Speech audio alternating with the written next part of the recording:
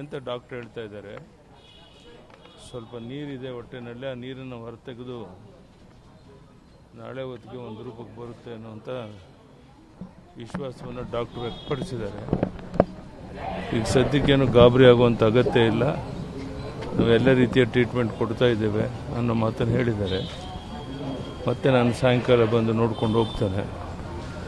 ಸಿದ್ಧಲಿಂಗ ಸ್ವಾಮಿ ನೋಡೋಕ್ಕೋಸ್ಕರ ನಾನು ಬಂದಿದ್ದೆ. Sir exit poll ಬಂದಿದೆ, ಬಿಜೆಪಿ ಮತ್ತೊಮ್ಮೆ ಅಧಿಕಾರಕ್ಕೆ ಬರೋ ಸಾಧ್ಯತೆ ಕಾಣ್ತಾ ಇದೆ ಮತ್ತು ಕರ್ನಾಟಕದಲ್ಲೂ ಕೂಡ ಬಿಜೆಪಿಗೆ ಫೇವರ್ ಕಾಣ್ತಾ ಇದೆ ಸರ್. ಎಕ್ಸಿಟ್ 4ನೇ ತಾರೀಕುವರೆಗೂ ವೆಯ್ಟ್ ಮಾಡೋಣಪ್ಪ.